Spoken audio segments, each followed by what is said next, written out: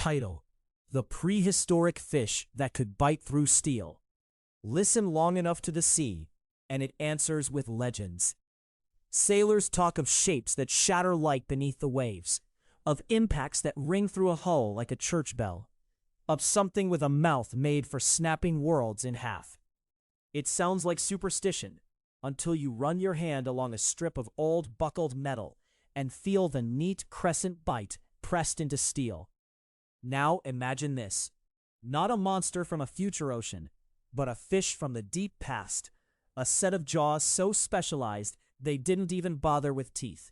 Steel flakes, bone splits, armor folds. For generations, the name passed from fossil hall to fossil hall, like a dare. Dunkleosteus, a prehistoric fish whose bite, some claimed, could shear through steel. It sounds like hyperbole. It also sounds like a challenge. To find the truth, you have to leave the world you know. Go back before dinosaurs and flowers, back nearly 400 million years to a Devonian sea under a brazen sun. The water is warm and dense with life, reefs building spires of coral and sponges, shoals flashing like quicksilver. If you stood there, ankle deep on some tidal flat that will one day be Ohio, the air would smell of salt and rot, and the horizon would be anything but empty. Fins slice the surface, shadows circle. The age of fishes has teeth everywhere you look, except for the one animal that doesn't need them. It comes on like a thunderhead. Plate armor in overlapping slabs that catch the light like hammered bronze. A skull that looks welded more than grown. Its eyes are the size of saucers and shielded by bony ridges. Behind the iron mask, fast twitch muscle, tendons primed like bowstrings. Dunkleosteus is not a shark. It's a placoderm, a lineage of armored fish that ruled the Devonian, and it's built like a siege engine. 6 meters of momentum and appetite. A mouth framed not by rows of enamel, but by 2 pairs of cutting blades, bony plates honed by use, edges kissing like the jaws of a guillotine. Prey realize their mistake too late. The jaw opens in less than a blink, pulling in a surge of water that drags anything nearby forward. A vacuum, greeting a victim's last second. Then the plates slam shut. No crunching molars, no grinding, just shears. The edge slides against edge, and with each bite, the plates sharpen themselves, renewing the line to a razor, a mechanical miracle built into bone. Scales that evolved for defense, thick interlocking shields, become scraps in the wash. What does an engineer call this? Not a mouth, a cutter. We know this not from myth, but from stone. When 19th and early 20th century workers split open the black shales around Cleveland, they found death masks of Dunkleosteus frozen in bitumen-rich rock. You can see them there even now, staring out of museum glass, stacks of plates as big as serving platters, sutures like weld seams, where bone grew into bone.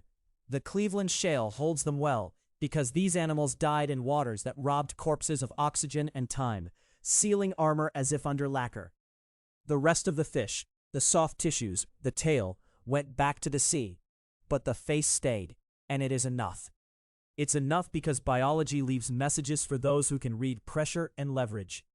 Look close at a Dunkleosteus skull, and you'll see an architecture of force. The joints and grooves aren't just places where bone meets bone. They're hinges in a kinetic skull, part of a 4-bar linkage that trades speed for power on command. Open the mouth, and the system snaps wide with explosive suction. Close it, and a different set of levers engage, channeling muscle into a single purpose. Bring the plates together with murderous torque. On a human scale, it's like having a jaw that can both yank a window open and then crush a steel pipe in the same motion. Scientists ran the numbers. They reconstructed the muscles from scars on the inside of the armor, measured the lengths of the lever arms, and built digital models that show the whip-fast opening phase and the sledgehammer close. The forces at the tips of those plates come back in the thousands of newtons, enough to shatter bone in a single snap. But bite force is only half of the secret. Pressure, the force divided by the area of contact, is where Dunkleosteus gets mean. Teeth spread force along a line. Dunkleosteus focuses it on an edge so thin it becomes a blade. Think of tin snips on a sheet. What matters isn't just how hard you squeeze, but how sharp the cutters are, and how they meet. So, could it bite through steel? The word itself is a trap. Steel can mean the thin-tempered sheet in a kitchen knife or the half-inch plate in the ship's hull. A car's body panels buckle under a good stomp. The beams under a bridge hold up mountains of traffic. Dunkleosteus never met a submarine. What it met were armored fish, other placoderms with head shields centimeters thick, trilobites with mineral forts for shells, the first coiled ammonoid slipping into view with maker-like masonry.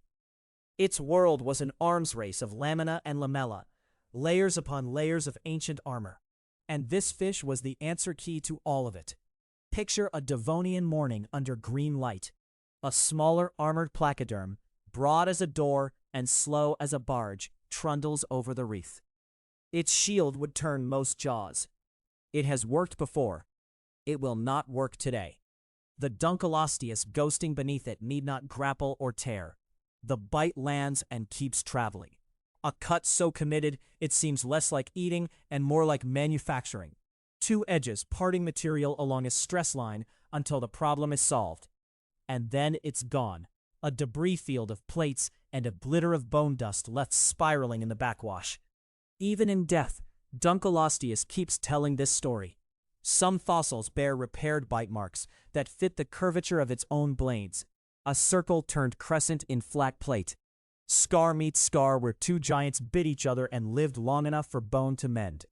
In the rock, you find piles of fish bones thrown up together, as if disgorged, evidence that their meals were too much to digest, a habit some predators share even now. All of it points in the same direction. This was a hunter that made a living turning armor into access.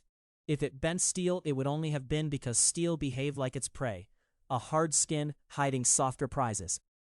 But there's more to this than force and menace. Look at the margins of those plates under a microscope, and you see the wear patterns of a tool used expertly. Striations, polish, tiny chips where stone met edge and gave up with a pop. Each bite is a stroke of maintenance, two blades honing themselves against each other as they pass. A self-sharpening system you'd expect in a pair of garden clippers, not a living thing.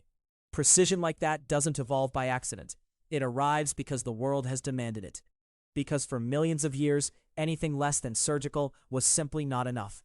In museum basements and university labs, people try to give this mouth back its world. Engineers clamp casts of the jaw in rigs and measure what happens as the blades close on stand-ins for ancient armor. Bones from today's fish, slabs of mollusk shell, even polymers engineered to fracture like old coral. You hear the same sound again and again when the edge meets resistance, a crisp snap, faster than your reflexes. Pure release of stored energy. When they model it on computers, the color maps bloom hot, where stress spikes along the edge, and vanish into cool in a heartbeat.